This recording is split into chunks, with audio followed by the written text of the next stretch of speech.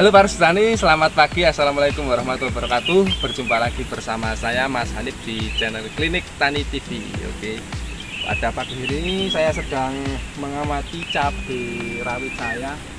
Ini saya melakukan pengamatan. Kemarin itu ada yang minta saran konten tentang lalat buah. Nah, ini sekarang saya ada di lahan sedang mengecek apakah tanaman saya ini terserang hama lalat buah atau tidak. Nah, alhamdulillah ternyata minim sekali Pak Rusdani. Ini sambil lanjut kita mencari-cari tentang tanaman saya atau buah saya yang terserang lalat buah. Oke, kita sambil sepi-sepi tanaman saya. Yuk. Iya, Pak Rusdani, sambil kita belajar ya, apa itu lalat buah, apa efeknya pada tanaman atau buah kita, dan bagaimana pencegahan dan juga cara mencegah dan menanggulangi tanaman kita supaya terbebas dari serangan lalat buah. Ikuti terus video ini sampai selesai agar jangan sampai salah paham. Oke, kita sambil mencari buah atau tanaman kita ya terkena serangan lalat buah. Yuk, cekidot.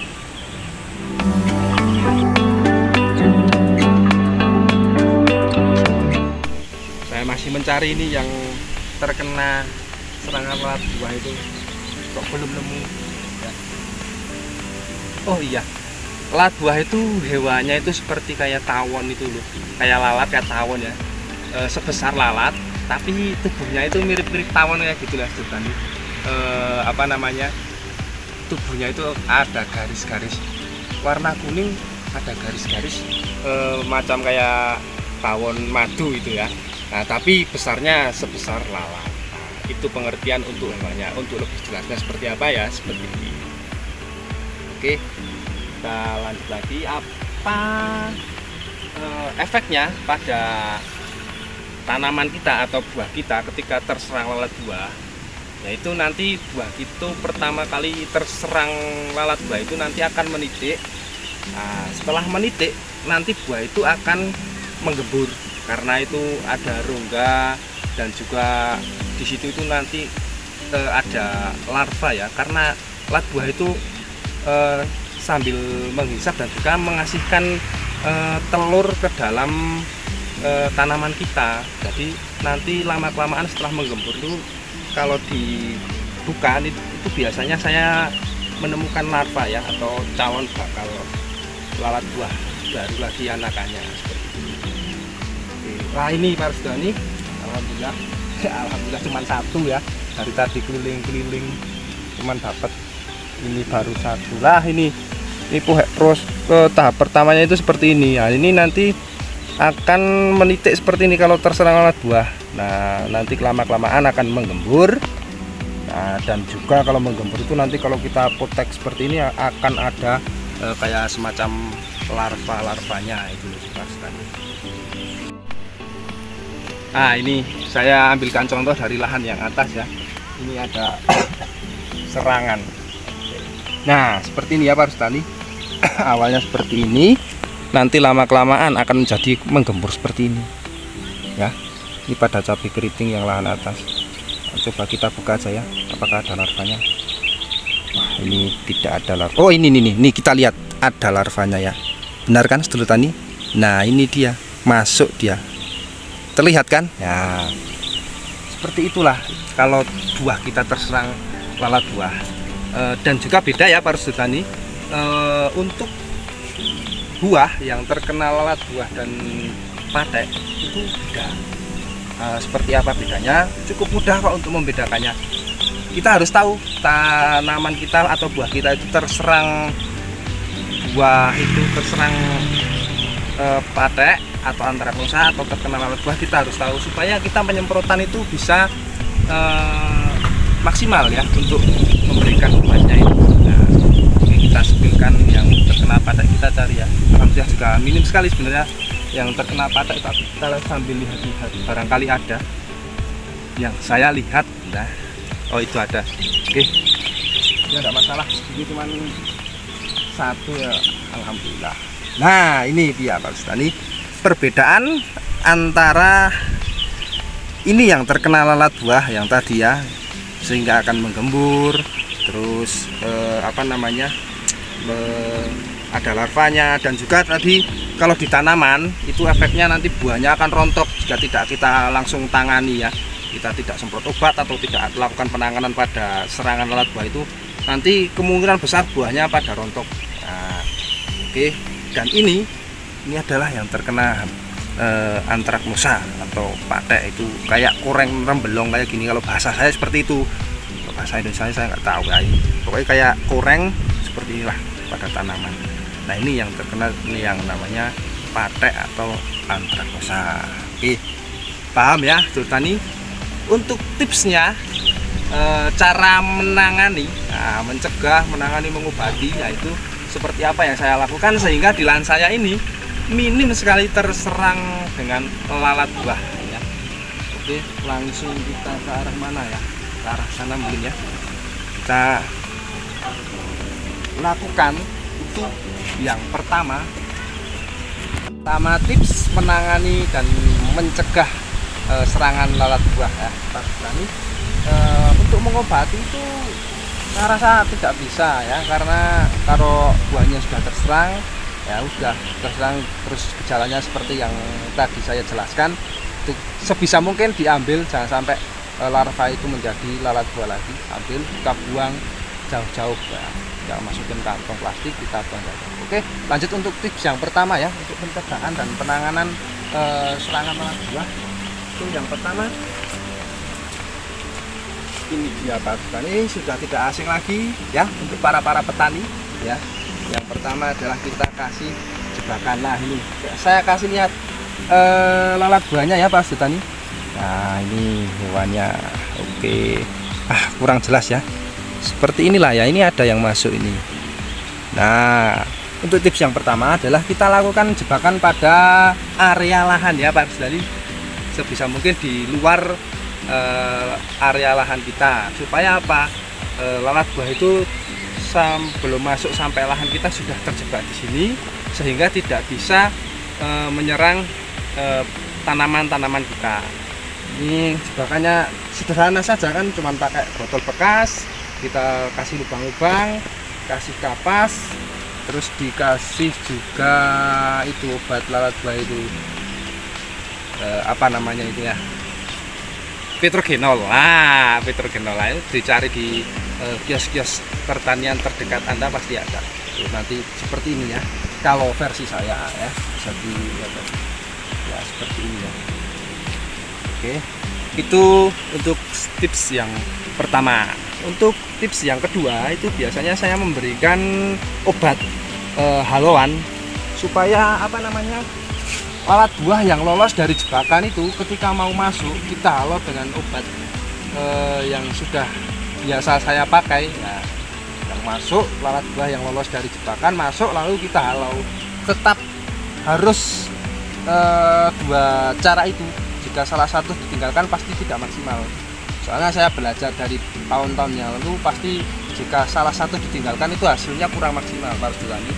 Ya, dua cara ini harus dilakukan bersamaan, menjebak dan juga menyapu dengan pengobatan. Nah, oke, supaya lebih aman tanaman-tanaman dan buah Anda dari serangan lalat buah. Nah, untuk obatnya seperti apa? Oke, nanti kita spinkan, terus ikuti video ini sampai selesai. Jangan lupa klik dulu tombol like-nya. Oke, para sedulurani, langsung saja kita campurkan untuk penyemprotan lalat buah. Langsung saja kita sepilkan. Sini ya Pak. Jangan lupa ya, para sedulurani, kita isi dulu tangkinya dengan setengah tangki ini dengan air ya. Ini sudah saya isi dulu tadi. Nah, ini obatnya kita keluarkan.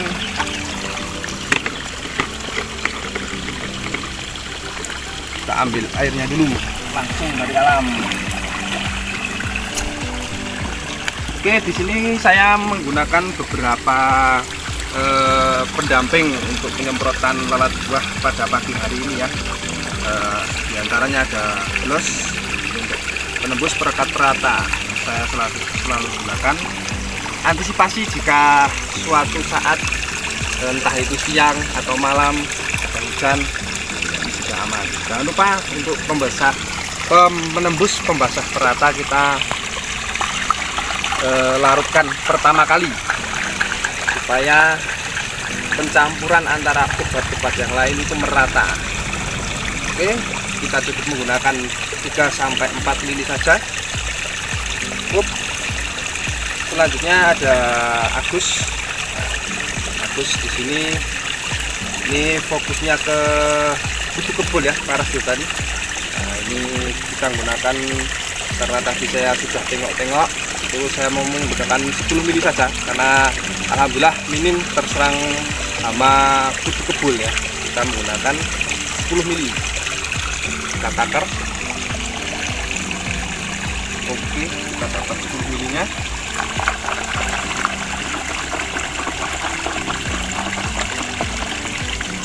Aduk. Selanjutnya juga ada Amico ya. Kita menggunakan Amico ini sebagai obat pencegah keriting ya, obat keriting, bisa juga untuk hama trips. Kita untuk hama trips dan kutu kebul ini alhamdulillah lumayan aman, jadi juga saya akan menggunakan 10 mili juga ini. Kalau untuk keduanya itu dosis yang disarankan itu 15 mili per 16 liter air ya, para petani. Nah, ini kan saya mengkondisikan dengan tanaman saya. Kalau untuk dosis tepatnya itu ya sekitar 15 sampai 20 kalau nggak salah itu ya, juga 20 ml per 16 liter air. Oke, dan ini dia obat lalap buah yang saya gunakan. Alhamdulillah sudah tahun-tahun menggunakan ini ya. Alhamdulillah minim sekali dengan serangan lalat buah. Obat ini terdiri dari 2 bahan aktif yang saya campurkan dalam 1 botol. Saya kasih kelereng dalamnya supaya bisa tercampur dengan sempurna. Untuk takarannya ini saya mau menggunakan 20 mili. 20 mili. Oke.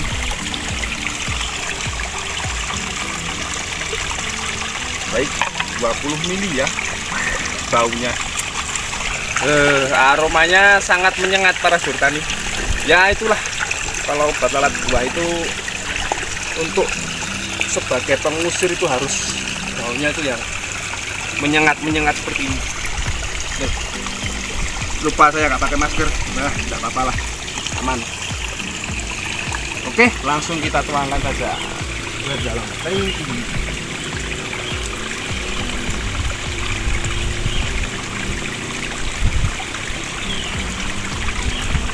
Oke, kita isi tangkinya sampai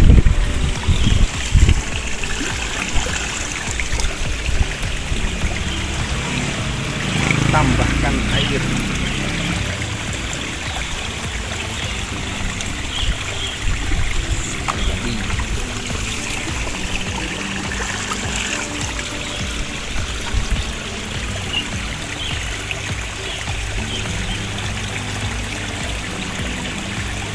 Oke, sudah cukup para petani. Untuk pencampuran obatnya kita tutup, lalu kita gendong.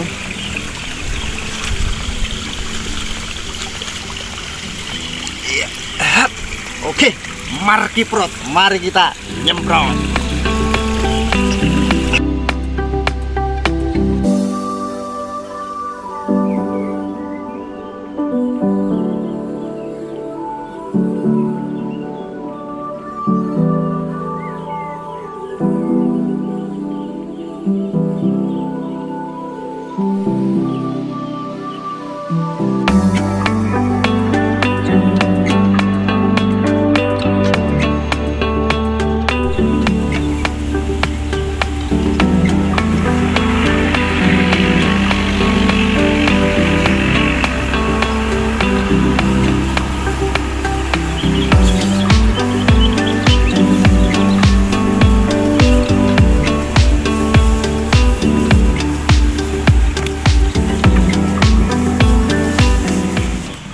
ya Pak Sutani, penyemprotan obat yang tadi itu harus kena ke seluruh tanamannya ya, tidak hanya buahnya saja.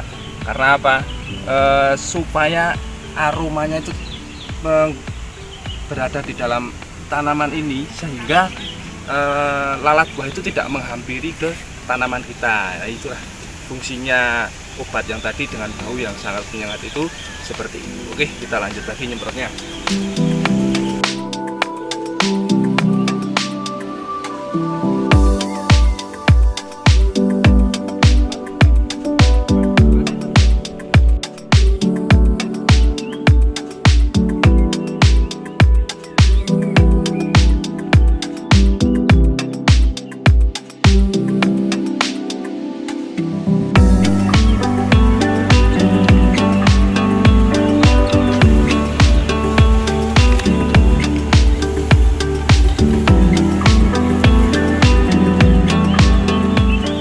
Alhamdulillahirobbilalamin, Pak Sutani, penyemprotan pada pagi hari ini sudah selesai. Oke, jangan lupa terus dukung channel kami, channel Klinik Tani TV, like, komen, dan subscribe supaya kita lebih semangat lagi membahas tentang masalah pertanian. Oke, dan cukup sekian untuk hari ini. Assalamualaikum warahmatullahi wabarakatuh.